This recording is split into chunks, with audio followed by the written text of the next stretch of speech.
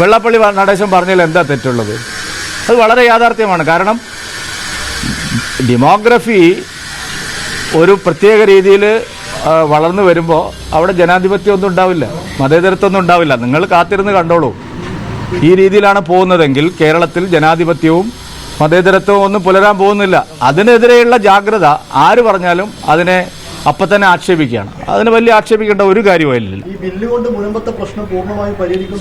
100%. അത് രണ്ടഭിപ്രായം പറയുന്നവരിക്കട്ടെ.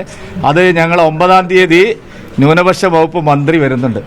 അറിയാലോ, മുനമ്പത്തിന്റെ ഈ ബില്ല് പാർലമെന്റിൽ ഇൻട്രൊഡ്യൂസ് ചെയ്ത് അത് പാസ്സാക്കിയെടുത്ത കിരൺ റിജിജുജി 9-ാം തീയതി മുനമ്പത്തുകാർ അദ്ദേഹത്തിന് അഭിനന്ദൻ സഭ എന്ന് പറഞ്ഞിട്ട് ഒരു സ്വീകരണം വെച്ചിരിക്കുകയാണ്. അവിടെ എല്ലാം വ്യക്തമാണ്. അവിടെ ഒരു കള്ളത്തരവും നിങ്ങൾ ഇവിടെ നടക്കില്ല. സാറേ, ആ 40 വകുപ്പ് തന്നെ പോയി.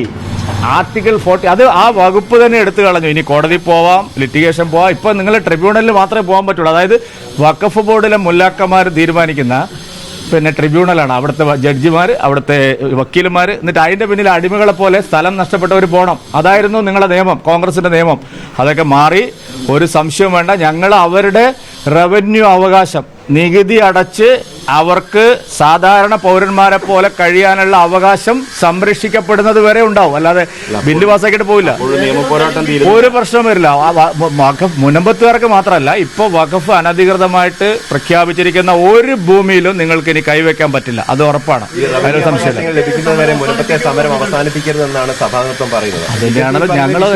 അതിനാണല്ലോ ഞങ്ങൾ അതിൽ വ്യക്തമായിട്ട് പറഞ്ഞിട്ടുണ്ട്. കാരണം ബില്ല് പാസ്സായി, ഇനി രാഷ്ട്രപതി ഒപ്പിടണം, ഇനി അതിന്റെ ഇംപ്ലിമെന്റേഷൻ കലക്ടർമാരെ ഏൽപ്പിക്കണം. ഇതെന്തായത് ഒരു ദിവസം കൊണ്ട് പഴം പുഴുങ്ങുന്ന പോലെ അല്ലല്ലോ.